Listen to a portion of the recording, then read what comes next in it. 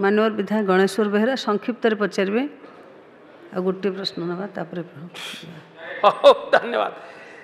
बाचस्पति महोदय मु आज्ञा पालन करियारे केबे कुंठित हेबी नहीं मोर निर्दिष्ट प्रश्न हला मानवर मंत्री कहले जे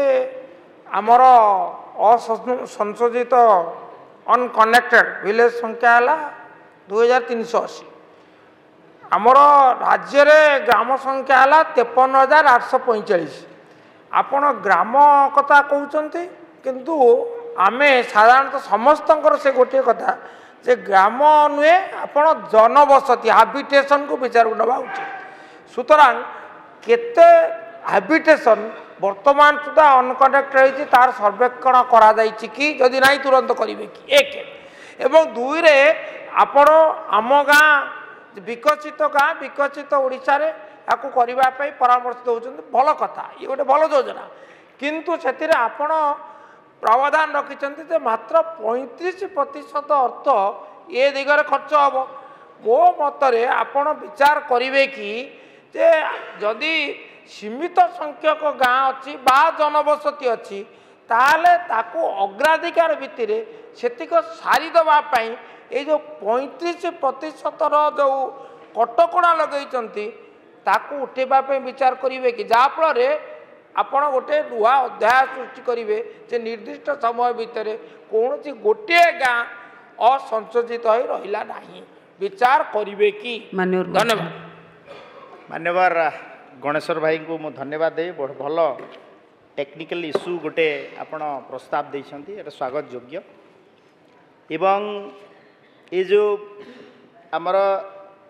दीटा कथा गोटे तो हला जे आपण कहते कि विलेज रो अनकनेक्टिविटी प्रत्येक गाँव रो कथा ना आपण जनबसती अछंती तो निश्चित भाव में आपाई गोटे स्पेसिफिक मो पाखरे जहाँ डाटा अच्छी अनकनेक्टेड विलेज अच्छी ये विलेज रो संज्ञा रेवेन्यू विलेज ना पड़ा गाँ जगह मुझे निश्चित भाव में डिपार्टमेंट सहित कन्फर्म करेबी द्वितीय कथाटी है जे विकसित गाँ विकसित ओडिशा ये कार्यक्रम माध्यम एथिपाई आम 35% फंड एलोकेशन इयरमार्क कराई जो इश्यू गुड़ा मान्यवर विधायक अंजलि संजलि मुर्मू पचारुले तो ये भाया पहाड़िया अंचल गुड़ा जो अच्छी कि रोड रो प्रायोरिटाइज सेक्टर सेठी बेसी अच्छी जमती कि रायगड़ा है गजपति है कंधमाल है आपणकर कोरापुट है मालकानगिरी है से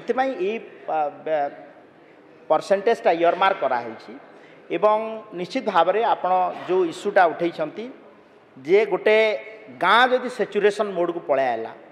35% दरकार जदि नथिबो प्रायोरिटाइज करिबु ताकू निश्चित भाव में ये सजेशन को निया हबो एवं आमे आगामी दिन में ताकू कार्यकारी करिबु।